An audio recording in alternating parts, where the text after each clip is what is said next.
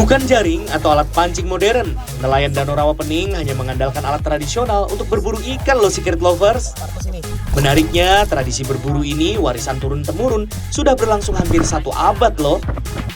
Pakai cara kuno, apa iya masih bisa dapat tangkapan ikan melimpah di zaman now? Lalu, seperti apa ya alat unik yang bertahan hingga ratusan tahun ini?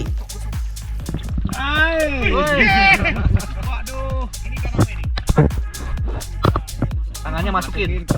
Gak apa-apa biar nggak mati. Biar nggak lepas.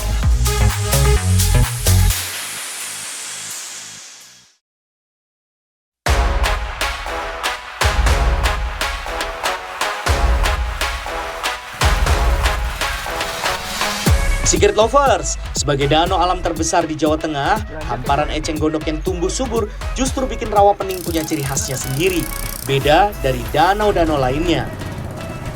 Bukan cuma danaunya aja nih yang unik, kehidupan masyarakat di sini juga nggak kalah menarik, terutama cara para nelayannya menangkap ikan. Nah, saya mau ikuti Pak Budiono, seorang nelayan asli Rawapening di Kecamatan Ambarawa, Kabupaten Semarang, Jawa Tengah.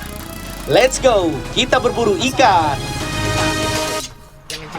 Di hamparan seluas sekitar 2000 lebih hektar nih Rawapening ini, ternyata enceng gondok ini menyimpan berbagai macam potensi, termasuk nanti ikan yang melimpah. Ini bersama masyarakat di sini saya mau mencoba mencari ini, nanti di sela-sela enceng gondok ini bisa ditemukan ikan-ikan lokal yang ada di sini dengan alat tradisional. Dari tepi menuju tengah danau butuh waktu sekitar 15 menit menggunakan perahu motor. Wah, saya baru tahu nih Secret Lovers, ternyata lokasi yang dipilih nelayan bukan perairan dalam, tapi justru area dangkal yang banyak eceng gondoknya. Katanya sih ikan-ikan malah suka bersembunyi di balik rindangnya enceng gondok. Cara penangkapannya ikan itu dibikin letter U, ditancep-tancepin muter kayak letter U. Kayak pagar? Iya, pagar kayak letter U. Oke. Tempel U, lah nanti dikejar dari sana, digiring, habis gitu masuk kita tutup. Tutup enceng gondok kita buangin, habis gitu kita bikin perkecil, disempit, nah diajukan. Habis gitu nanti ikan kalau memang diparingi rezeki sama yang kuasa itu ikan terus tertangkap kayak terkepung iya, gitu ya Pak? Betul. Uniknya, alat yang digunakan masih tradisional, namanya mede. Alat ini terbuat dari anyaman bambu yang bentuknya mirip kerai peneduh teras rumah. Di area inilah mede bisa berfungsi dengan baik. Begitu titik lokasi sudah ditemukan, Pak Budi dan timnya langsung mengangkat dan menurunkan mede dari atas perahu. Tinggi mede yang dipakai sekitar 1,5 meter dengan panjang 25 meter. Bahannya dibuat dari bambu khusus yang keras dan tahan air, seperti bambu petung dan bambu hitam. Gak heran ya, buat mengangkat dan menurunkan gulungan mede butuh tenaga ekstra. Setidaknya dibutuhkan 4-5 orang dewasa, karena beratnya bisa lebih dari 2 kuintal. Apalagi kalau mede sudah masuk ke dalam air, bobotnya bakal terasa jauh lebih berat Secret Lovers. Pantes saja, Pak Budi selalu bawa banyak tim dalam sekali perburuan. Meski mede terlihat sederhana, tentu butuh skill, jam terbang, dan ketelitian Secret Lovers. Nelayan harus bisa membaca pergerakan ikan, paham kondisi air, serta tahu kapan dan di mana lokasi yang pas, supaya hasil tangkapannya maksimal. Triknya nih, menarik mede, menerobos rimbunnya eceng gondok. Salah seorang nelayan menarik ujung mede disusul yang lainnya sampai gulungan mede terbentang sepenuhnya. Wah, ternyata lumayan dalam juga loh Secret Lovers. Belum lagi langkah kaki terasa berat karena terseret lumpur dan arus air. Oh iya, mede harus dipasang melingkar ya, sambil bagian bawahnya ditancapkan kuat ke dalam tanah. Tanggul ini bisa berdiri tegak dan memagari area tumbuhnya eceng gondok. Wah, susah ternyata Secret Lovers. Rahasianya memasang mede harus dilakukan dengan timing yang pas. Butuh ketepatan dan kesabaran. Karena lengah dikit aja, ikan auto kabur. Keahlian ini nggak bisa didapat dalam waktu singkat. Seperti Pak Budiono yang sudah lebih dari 40 tahun menekuni profesi ini. Nih, kita harus masuk ke area enceng gondoknya yang sudah dikepung dengan kere atau mede tadi. Terus dengan cara digebuk-gebuk begini tuh bapak-bapaknya semua gebuk-gebuk airnya ke arah sana. Jadi si ikan dari akar-akar bawah itu masuk dan lari ke arah kere. Harapannya sih bisa kekepung ya. Sambil terus menepuk-nepuk air untuk mengecoh ikan di balik eceng gondok, kita juga harus mencabut dan mengeluarkan eceng gondok di dalam lingkaran mede sampai benar-benar bersih. Nah, teknik selanjutnya, lingkaran pagar harus dibikin lebih sempit.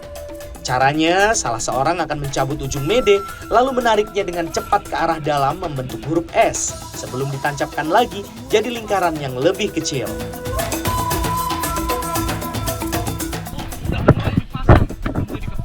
Dari lingkaran yang besar dikecilkan lagi, mengerucut lagi, jadi harapannya ikannya lebih gampang. Nih, teknik ngepiok-ngepioknya gini. Nih, bikin lingkaran kecil lagi dari kerenya harus hati-hati karena dari bawah ini yang nancep sekitar setengah meter. Itu kalau kita ngangkatnya terlalu buru-buru ya, ikannya udah keluar lagi. Jadi harus cepat. Nah, lewat sini nih masuknya nih. Dan benar saja Secret Lovers, begitu masuk ke dalam lingkaran kecil, kaki saya mulai kerasa ditabrak-tabrak sama banyak ikan. Artinya proses pengepungan berhasil nih Secret Lovers. Wah, jadi nggak sabar ya mau langsung nangkap ikannya. Hehehe. Nah, nyari ikan di rawa pening pakai sistem mede atau pakai kere ini memang nggak bisa dikerjakan sendirian. Sistemnya harus berkelompok, minimal 5 orang, bisa 10, bisa 15. Karena kerjanya memang harus gantian gini, saling bantu. Kayak gitu terasa tuh kalau misalnya ada yang besar lepas tuh besar langsung dia lompat. Jadi yang tim di luar dia dorong pagarnya, kita yang nancepin. Ternyata proses penangkapan ikan belum bisa dilakukan di Secret Lovers. Lingkaran kecil pagar mede ini rupanya masih harus dibuat menjadi lebih kecil lagi. Waduh, kalau sempit begini, bisa-bisa malah saya nih nanti yang terjebak di dalam pagar medenya ya. Hehehe.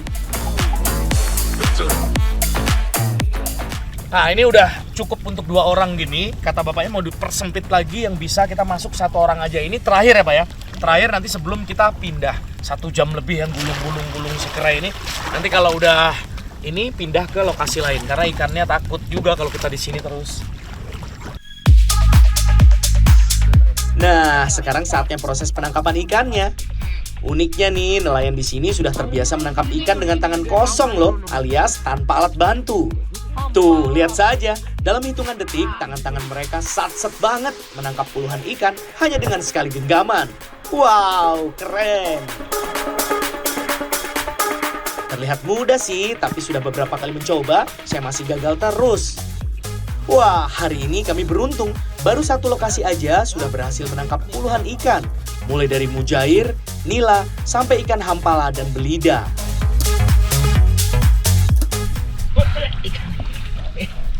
Belida. Hampala.